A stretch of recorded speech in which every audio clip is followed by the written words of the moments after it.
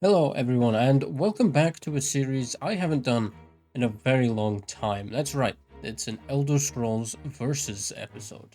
I've actually never made one of these on the channel before. They were all on the old channel, so it's been years. Anyway, today I figured we would pit Skyrim's College of Winterhold against the most famous magical school out there, Hogwarts. But this won't be like the other Versus episodes. This isn't who would win in a fight. This is about which school is better.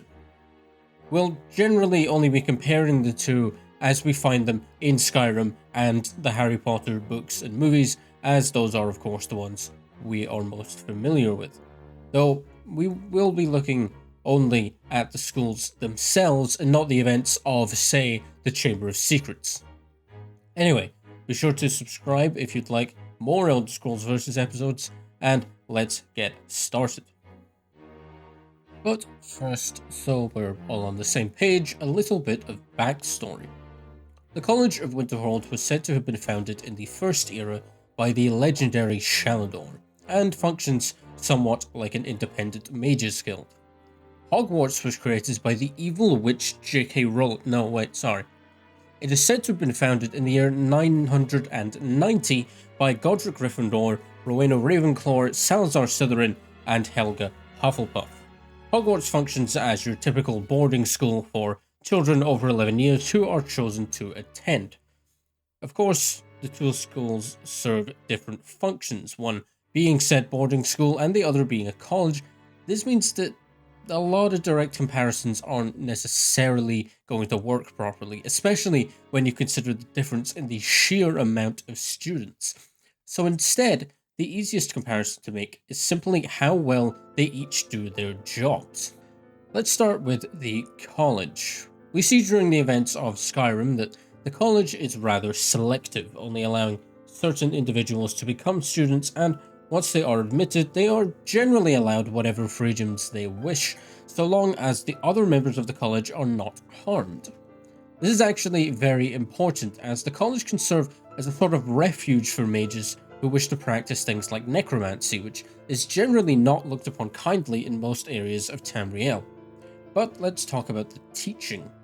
We don't really get many examples of teaching itself in-game, but we can assume from what we do see that it would function like a typical college with regular lectures for the students from the various teachers, and, well, everything so far seems fairly positive, but unfortunately the teachers themselves is where we start to go downhill. Devrim, for example, the illusion teacher, one of the first times you're likely to run into him, you see him struggling with an invisibility spell, and you see the restoration teacher being essentially bullied. It's really not ideal. However, the college is about more than just teaching. Students and faculty are free to run their own experiments, as we see with people like Arnie O'Gain and Jazargo. But of course, you would generally want anyone doing this to have a proper education to go along with it, and there's just not really much evidence of there being one. However, despite this, we can see examples of the college having done well with its ex-students, many of which we find are now serving as court mages and do seem to be quite skilled. But what about Hogwarts? Well, it certainly has better teachers, even being led by the time of the books and movies by Albus Dumbledore, a man often stated to be the greatest wizard alive. But we see great competency in most of the teachers as well, like Flitwick and Snape, though there is the odd Lockhart in there. Though I do have to mark the school down a little bit for those staircases, because who the hell thought that was a good idea? Anyway, the school functions very similarly to a regular one, with timetabled lessons and general testing and even a sports team through Quidditch, which still makes absolutely no sense to me, but whatever, that's not important. All that is to say that it functions very nicely as a school. It also has the advantage of existing within a society that is designed around it. Witches and wizards all have specific witchy and wizardy jobs they can go out and do, such as becoming an auror, or even something more mundane like a magical legislator. But there is one argument against Hogwarts that I'm sure you've been waiting for me to bring up, and it is quite a big one. Hogwarts only teaches magical subjects. Granted, so does the College of Winterhold, but one, that's a college, and two, it doesn't matter because it's Tamriel and magic is just a part of the world. The education in Hogwarts leaving out basic things like science and reading and writing does seem like more of a problem when the majority of the world functions off of these principles. We even see characters like Arthur Weasley dumbfounded at the existence of what we would consider a perfectly normal object. But the big question, and honestly the question that I think dictates this entire conclusion, is, does it matter? Hogwarts has been around for an incredibly long time under these same principles, and as difficult as it may be for witches and wizards to fit in with normal society, they don't seem to complain about it too much. They have their own society that they live in, and that's good enough for them. But surely, as an educational institution, Hogwarts should at least be teaching the basics. In fact, there's another magical school from a book series that does this far better, though it isn't nearly as well known. That is Corrival Academy from the Skullduggery Pleasant series.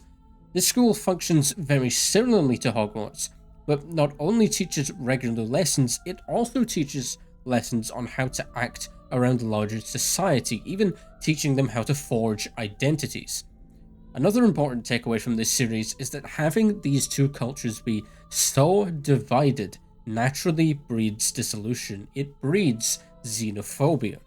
And we see that in the Harry Potter universe. It's Voldemort's whole deal. Now granted, this is an issue with broader society, but it is an issue with the school directly too. After all, understanding leads to acceptance. Education is important. Schools like Hogwarts are the foundation of the entire wizarding world, and that's not just in-universe, that's how it's written. And as schools, as places of learning, ignorance should be their greatest enemy. But what does that mean for the results? Well, it really does depend on how much you value that last point, because without it, Hogwarts pretty easily takes the win for me. But if you do consider that point, I think the win has to go to the college. As isolationist as the college is, they're not living in their own secluded society. They are a part of the world. But what do you think? Is the college doomed by its selectivity or its poor teaching? Does it even matter that they don't learn about muggles or science in Hogwarts? Personally, I'm with the college on this one, but then I am a little bit biased, I will admit. But remember to subscribe if you enjoyed, and I will see you next time.